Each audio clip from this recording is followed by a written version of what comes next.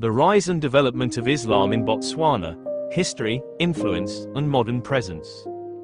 From the quiet trading posts on the fringes of the Kalahari to the prayer halls of the capital city, the journey of Islam in Botswana is a subtle yet significant chapter in the country's religious tapestry.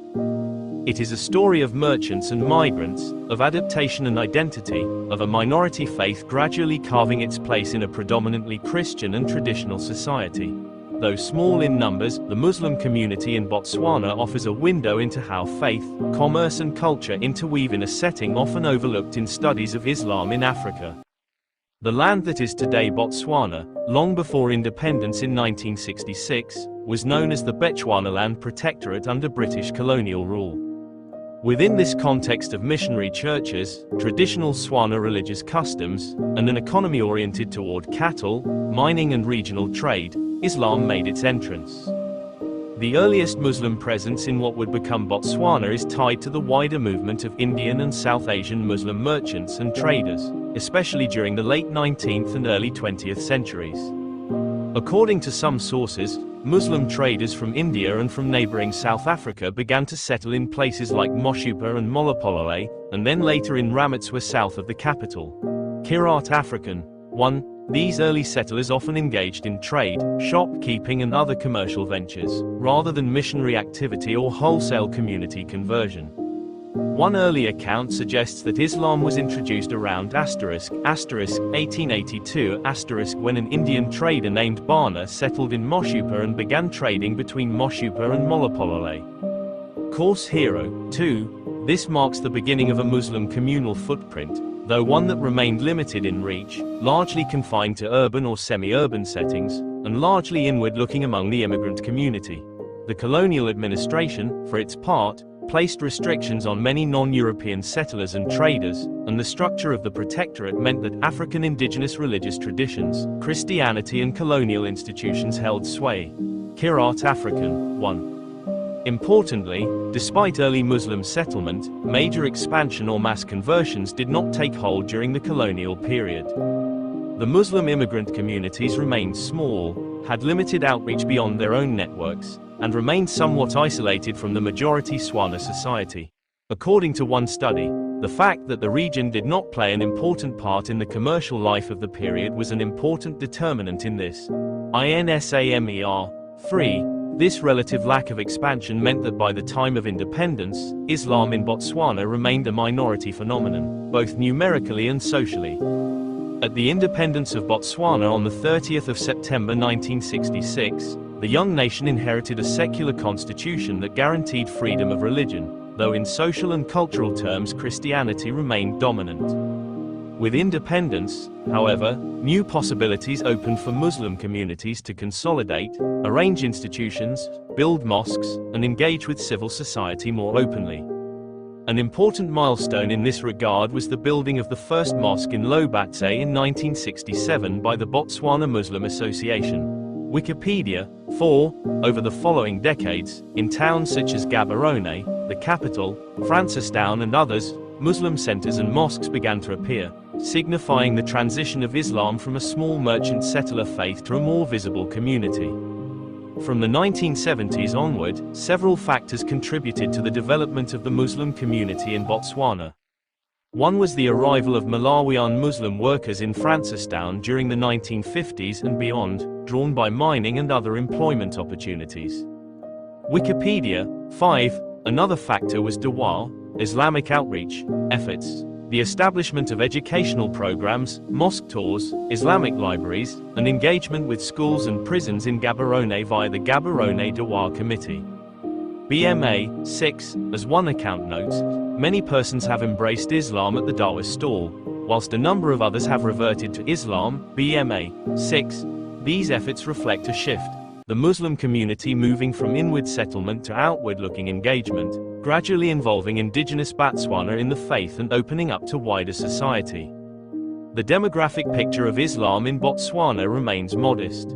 Various sources estimate the Muslim population at around 0.5% of the population, or some 11,000 persons based on the 2011 census, though figures vary and may have changed. Kirk African 1. One source states that Muslims make up about 2 to 3% of the population, though that may reflect certain estimation methods. INSAMER 3. Whatever the precise figure, Islam in Botswana remains numerically small compared to Christianity and traditional African religions. Yet the small size does not equate to lack of presence. Muslims in Botswana are active in commerce, education, dawah, and institutional development. The composition of the Muslim community in Botswana is noteworthy. While the earliest settlers were Indian Muslims, over time the community has become more ethnically and socially diverse. One article remarks that while in many neighboring countries Muslims of Indian origin dominate overwhelmingly, in Botswana they may make up about 60% of the Muslim community, rather than 90% in other contexts. INSAMER 3. This signals that indigenous African Muslims, Botswana converts or Africans of other origin, are becoming more visible in the community. That said, the socio-economic gap between earlier settler Muslims, often with commercial advantages, and newer indigenous Muslim converts has been noted. INSAMER 3. Let us now consider the institutional, educational and socio-economic dimensions of Muslim life in Botswana. One key institution is Botswana Muslim Association, BMA, in Gaborone, which engages in dawah, Islamic education, library services, tours of the mosque, prison outreach and various publications. BMA 6. Another is Jamia Islamia Botswana, which was registered in 2007 and formally established in 2008 at a plot in Gaborone with the aim of providing high-standard Islamic education and rolling out small rural centers to cater for general masses of Muslims.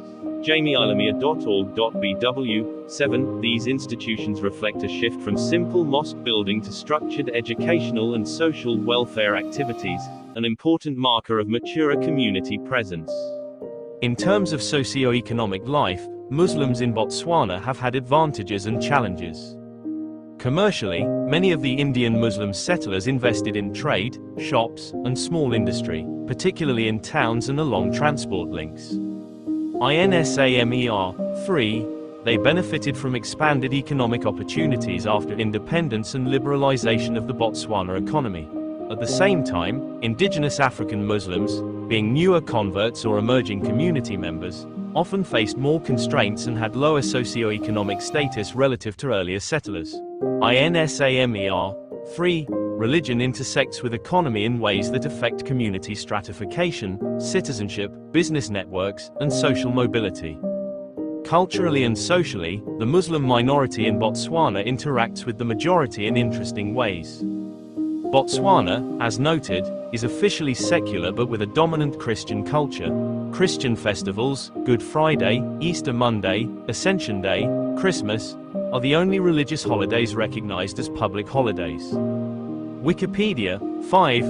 Religious freedom is guaranteed under the Constitution and there is a tradition of tolerance and coexistence. AHRLJ 8. However, being a small minority means that Muslims often must negotiate their identity both within their own community and in broader society, how to practice Islam in a majority Christian context, how to engage with traditional Swana culture and values, how to educate children in both mainstream and Islamic contexts, and how to adjust to modern Botswana's socio-economic realities. One area of adaptation is education. There is limited dedicated Islamic schooling in Botswana.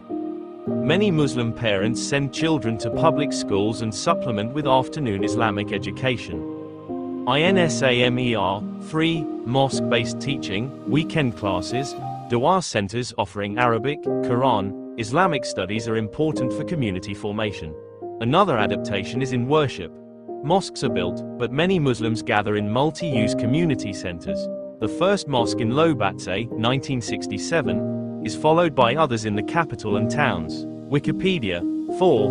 Many Muslim community activities revolve around trade fairs, prison outreach, interfaith dialogues, as the BMA does.